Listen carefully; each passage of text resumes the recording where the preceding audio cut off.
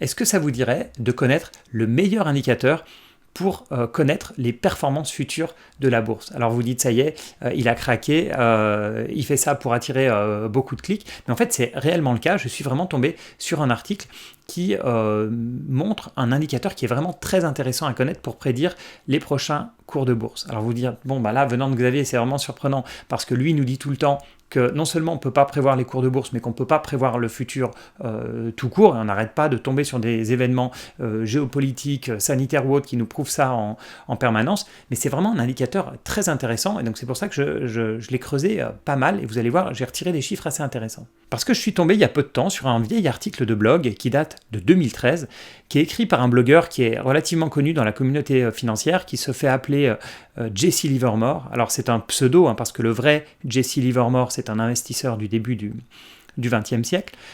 Dans cet article, il y a un graphique qui est bluffant, alors je vous le mets à l'écran pour ceux qui ont la vidéo, dans lequel il nous montre un indicateur qui est l'allocation moyenne en actions, c'est-à-dire la part moyenne des actions dans un portefeuille financier, c'est la courbe rouge, qu'il va comparer à la performance moyenne de la bourse des 10 années suivantes. Donc on est vraiment en train d'essayer de faire de la prédiction.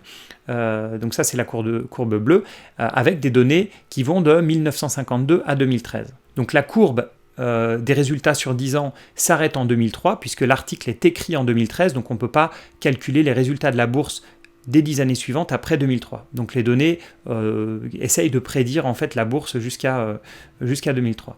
Et c'est incroyable, mais les deux courbes en fait sont presque identiques. C'est-à-dire que cet indicateur prédit la performance boursière des 10 années suivantes de manière presque parfaite. Et on parle quand même de 50 ans de données, donc c'est pas un hasard. Alors, l'échelle de la performance boursière est inversée. Donc les performances négatives sont en haut et les positives sont en bas. En fait, ce que ça veut dire, c'est que plus l'allocation en actions est élevée, plus les 10 prochaines années seront mauvaises, et inversement, plus l'allocation en actions est faible et plus les 10 prochaines années seront bonnes. Alors, pour ceux qui aiment les statistiques, la régression linéaire qui a été faite sur ces données a un R carré de 0,91. Alors, en français, ça veut dire que notre fameux indicateur explique 91% des résultats futurs de la bourse, ce qui est complètement dingue, c'est vraiment un chiffre énorme. En soi, si on essaie de trouver une logique à ça, il y a quand même une certaine logique.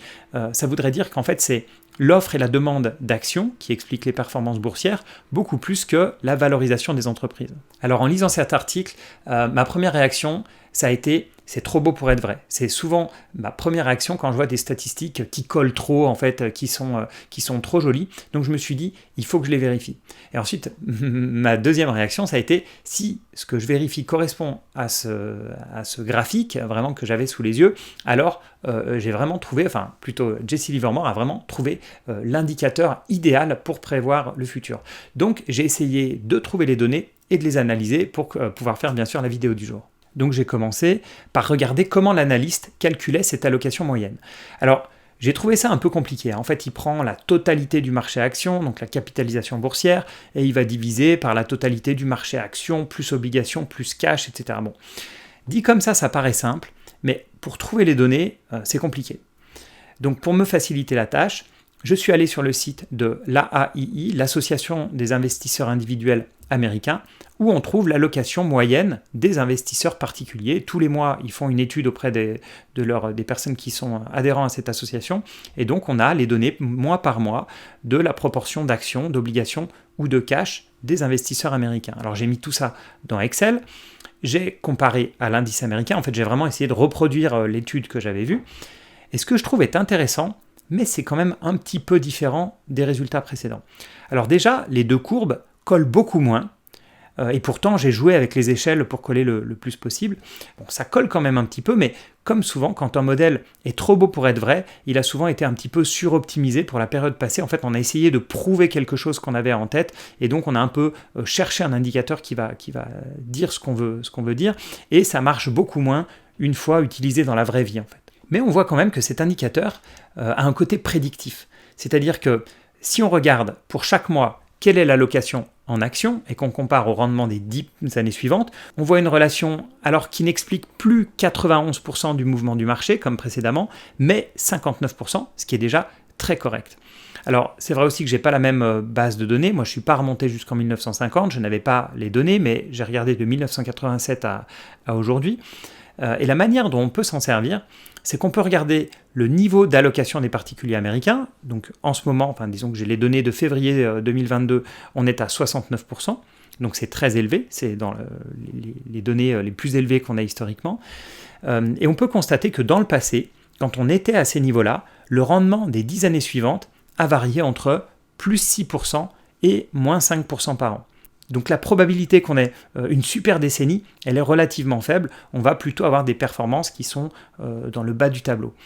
A l'inverse, si on se retrouve à un moment dans une zone où l'allocation est autour des 40-45%, c'est-à-dire quand les investisseurs ont fui la bourse, alors les rendements ont de grandes chances d'être entre 10 et 15% par an. Mais, parce qu'il y a un gros mais, on trouve dans ces données quand même pas mal d'outliers, c'est-à-dire des valeurs aberrantes. On a quand même vu dans le passé 2 ou 3 situations, enfin dans ce cas-là donc 2 ou 3 mois, où cet indicateur nous disait que la bourse était prête à faire une super décennie, mais où finalement les rendements annuels ont été de 5%, voire moins. Alors bien sûr, comme toujours quand on a un indicateur de ce type, il y a des personnes qui essaient de faire des modèles de trading autour de ça, et il y a notamment un modèle de trading qui est très très simple, qui est quand l'allocation moyenne des investisseurs est au-dessus de 70%, alors on va sortir des actions pour mettre en obligations d'État, donc très sûr. Et à l'inverse, quand cette allocation moyenne passe en dessous des 50%, c'est un signal d'achat et on va basculer des obligations aux actions. Et sur la période 1987 à 2018, les résultats sont vraiment impressionnants. Si vous aviez investi $1 dans la bourse américaine de manière classique, vous auriez fini avec $24, mais avec ce modèle, vous auriez fini avec $43.